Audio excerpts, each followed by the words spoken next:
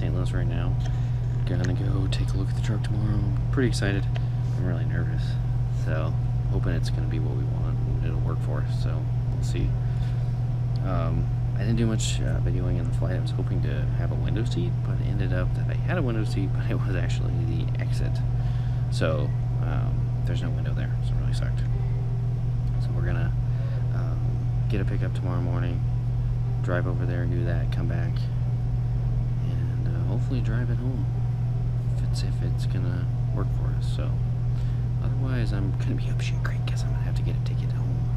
So that's gonna be interesting, but we're gonna figure that out when it comes. So yeah, I'm in the St. Louis airport right now, just hanging out and gonna spend the night at the USO and then hopefully get a pickup early in the morning and we'll get that done. So that's our plan. Like I said, I was hoping to get more video. I thought it'd be cool to get like night shots coming in and night shots coming out, but that didn't happen. So like I said, we're gonna hang out here in the USO and then gonna hit the SAC, get up early and get some breakfast, and then head over to the dealership. Hopefully we'll find what we want. Alright guys, I will catch you on the flip side. Alright guys, I made it here finally. I got here and I'm looking at the truck. I took it out. They just let me take it, which was cool. So this is it. So some things, you know, you got the paint. This is bad paint, a bad paint job right here. Horrible paint job, really. Horrible paint job. Needs to be totally sanded down and redone again. Lots of scrapes, little dent there, no big deal. Has the baseboards, which I don't really like that style, but whatever. It's got a little squeak, which is normal for these older motors. Timing belt's really on its last leg. We need to get a new timing belt on it.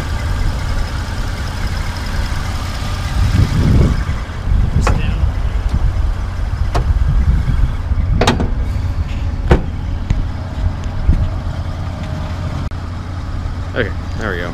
So it's not in terrible shape, you know. The front bumper's kind of dinged up, which we don't really care about. There must have been a hole here they fixed. That hood's all the way down, I think. It's not. Hold on. So a bunch of scrapes. There's a dent here, dent here.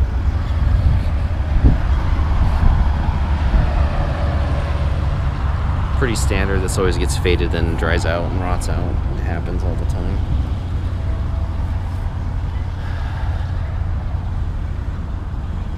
So the other ding is right here. It's a nice one.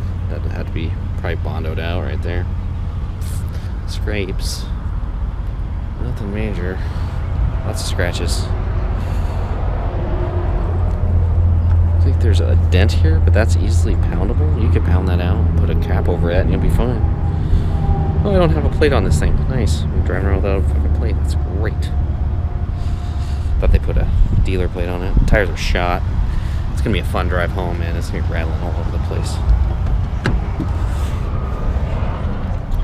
It's not too bad. They clean the interior pretty good. They definitely scrub to get the interior done. Just make sure everything works, you know. Seems like everything's working.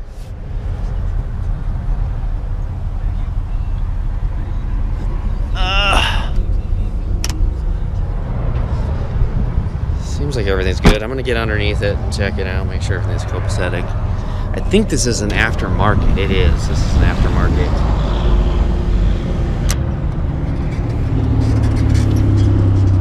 Sunroof.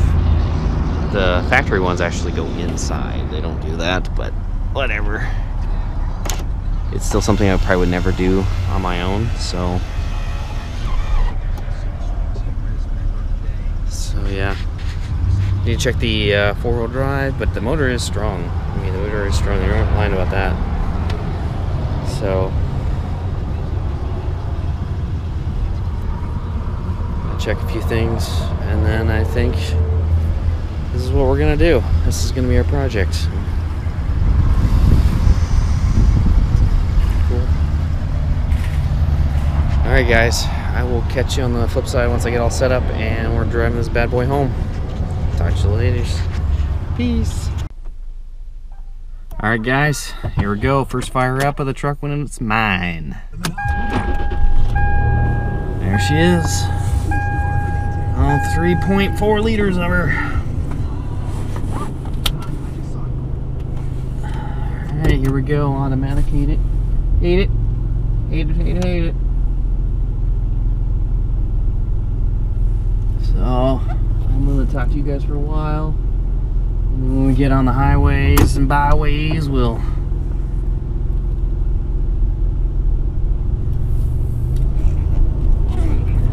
go ahead and turn it over and go time-lapse mode. And you can see where we're going. I'll probably turn it on for definitely through actually I might turn it on now and then we'll talk later after I get out of St. Louis, because I don't know St. Louis very well. So all I know is I gotta stay on 70 for quite a while until I get to Kansas City. And when we get to Kansas City, we're gonna hop on the 29, I believe it is, to Omaha. And we gotta pop on a little road. It's gonna get us onto I-80. We're gonna get to I-80, that's where we're headed. So we're just gonna take it easy.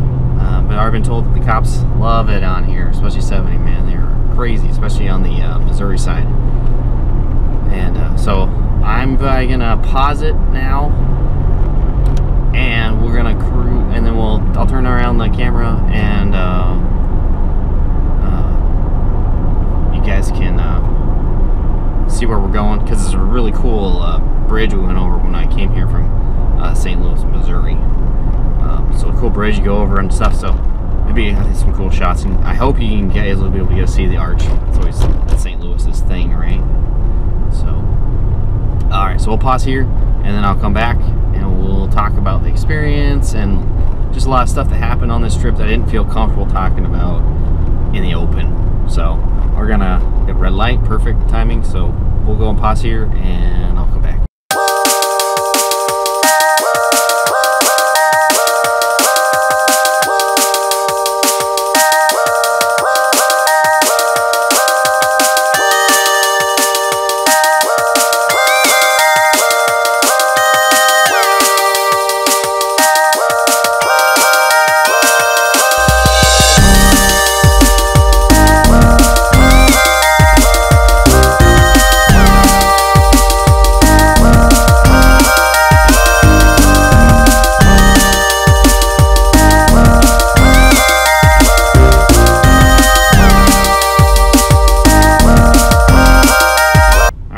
We're gonna get back on the road here soon. But first, we gotta do something. We gotta stop by Walmart for some ammunition. Good old ammunition. Not really what I want, but it'll work if anything happens. This is, I got some Federal 165 grain Hydroshock. I don't like the 165. It's low recoil. It drives me nuts. But that's what we got. That's all we can find. And so this is what we're doing. I was in Wendy's parking lot, decided it's probably not a good idea with a bunch of people around or load your gun right there. So this was the first time opening this box. No, this is the first time ever traveling with my weapon. I have never traveled with my handgun before, as far as flying with one. I've never flown with a handgun before. Dude, what do you got to be smarter than the average Joe to get into this box? Seriously, what in the hell? Yeah, cut both sides. They're loose. They ain't coming off. Oh, there you go. Finally, Jesus. All right, so, so this is the first time ever doing this. Never done it before in my life. I decided this time I didn't want to travel across a lot of states without some protection.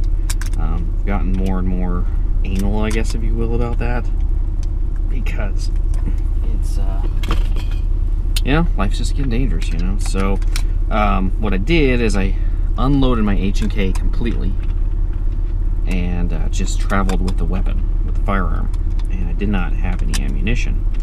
So I picked this truck up, like you guys know, in Illinois, what's the damn, St. Louis. Jeez, brain fart. And so I stopped by a Walmart that was right there, so convenient. I was like, this is great, this is gonna work out perfect. Stop in at the Walmart and say, you know, hey, I need some ammunition. He's like, okay, well, where's your hunter safety zone? What are you talking about, hunter safety? It's ammunition, I'm not buying a gun. He wouldn't sell to me because I was from Wyoming. The rules in Illinois, at least these rules, were that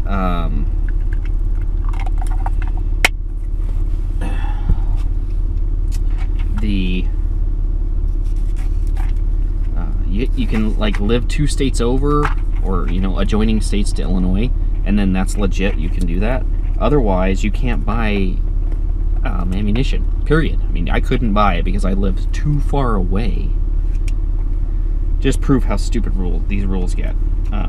I've never heard that. Of course, I don't live in Illinois, so I didn't know that rule. So, all right, I'm gonna get the last first.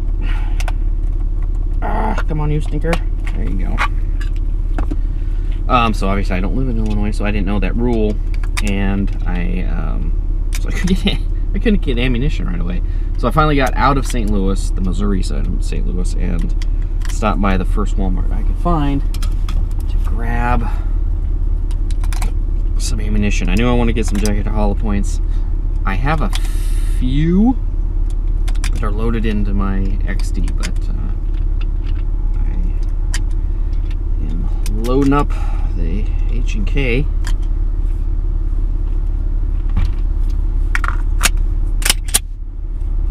Safety, actually decock and safety, and we're gonna load that last round in there. Give me my 9 rounds. So I'm trying to be a little discreet about this. I don't want everyone and their fucking mother to know that I've got a handgun in here. I won't be here long enough for anybody to give a shit, but you know, I don't want to fight. I don't know what that is. Anywho, we went on. So I usually stick it right here, but somehow it's not gonna stick there. We're just gonna stick it here. Get some place for it. Fits. Put that down. We're gonna put the rest of the mags up here.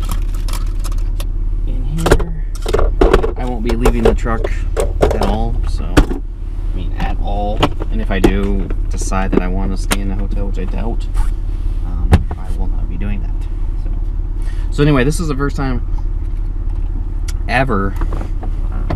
Let's get on the road here because we don't want to waste too much time. Anyway, this is the first time ever traveling with a handgun or firearm in general at all, and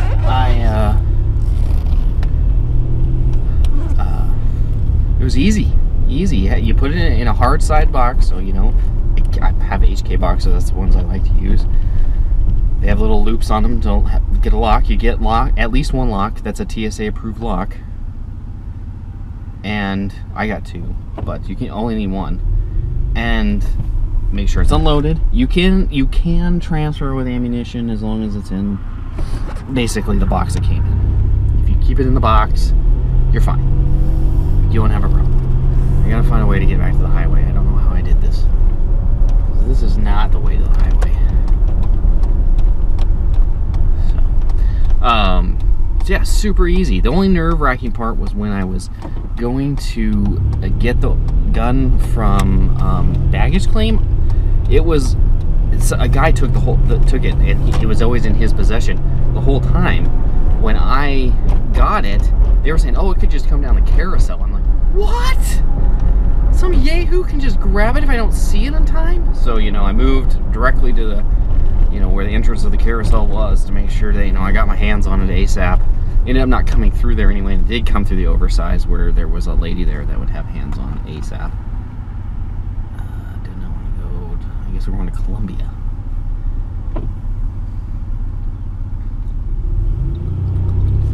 So, that was good.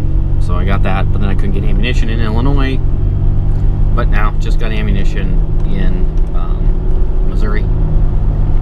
So we are just outside of Missouri, or outside of St. Louis. We're just outside of Missouri. We're just outside of St. Louis. We got about 200 miles, it looks like, according to the road signs, you know, side of the road here. So we're gonna make it. We're gonna get there. We're gonna get this done. So, you know, first, let's take a look here. 100 miles, 50 miles actually, 50 miles on this truck. Tires are shot for sure. They are all bumpy, and I don't know if you guys can hear it, but they're loud. Like, you know, you're just rattling because they're dry rotted pretty bad. They'll get me home. But like you know, going 55 miles an hour is like hopping all over the God's creation. And it's 70 miles an hour, yay! Finally getting out of this insanity of slow speed. 60 miles an hour was the fastest for so long. Let's get that cruise control. As far as what works, what doesn't, everything works on this truck. I know that before I bought it, they did say the AC was coming on and off, and they didn't know why. I'm like, well, you know, it sounds like a charging issue, really. But hey, I know a truck that has a perfect AC system. I don't use that thing very much. I'll have to take it off, and as long as you take it off with as minimal parts as possible, don't break any connections. The least connections you break, the better, because that's where leaks happen, is at those seals. But they do start leaking, and then that causes a problem. So the tires are annoying. They make the rear view mirror shake like nobody's business, and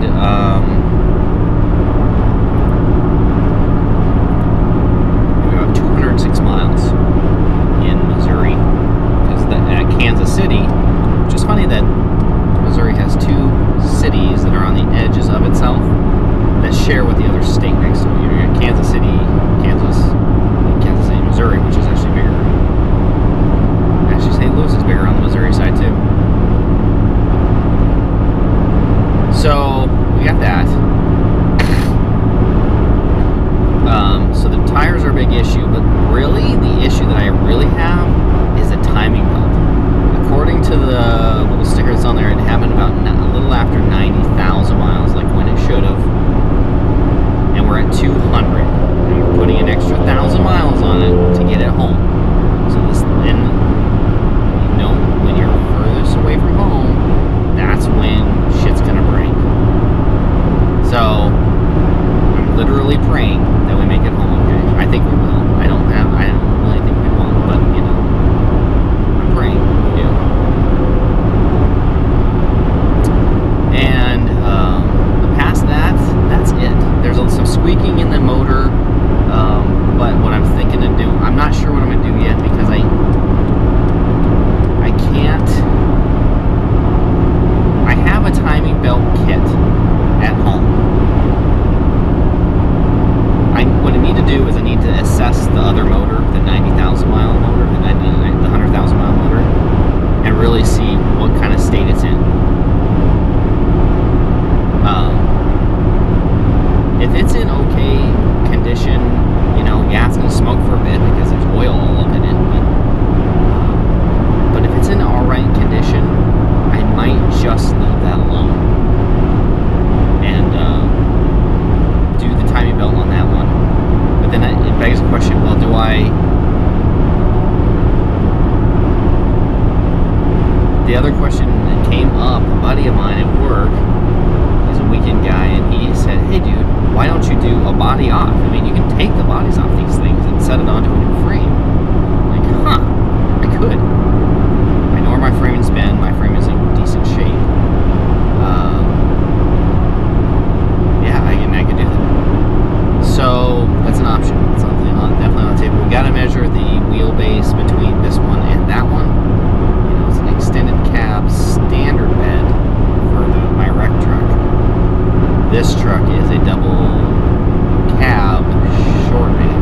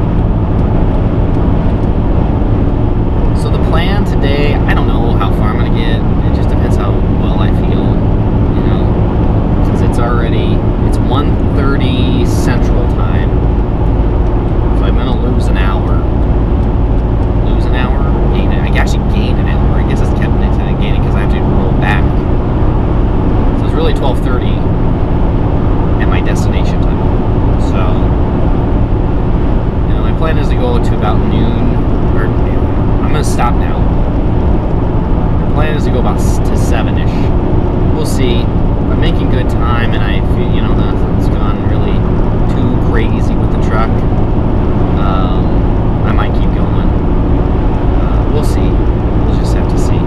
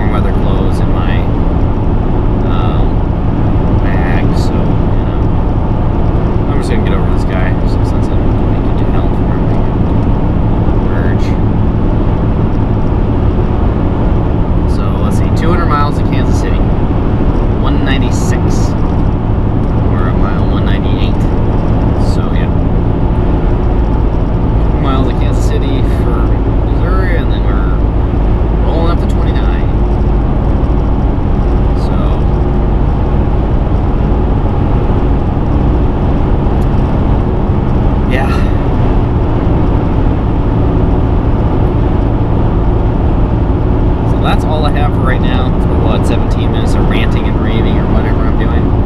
So I'm probably going to kill it for a minute. I'm probably not going to do any more time lapse because that's a lot of time lapse. I don't want to just like him talking, time lapse, him talking, time lapse, him talking. Yeah, it's boring. So I'm probably just going to pause it for now, and then I'm sure I always talk when I'm driving anyway. So I'm sure when I find something to talk about, I'll just turn it back on.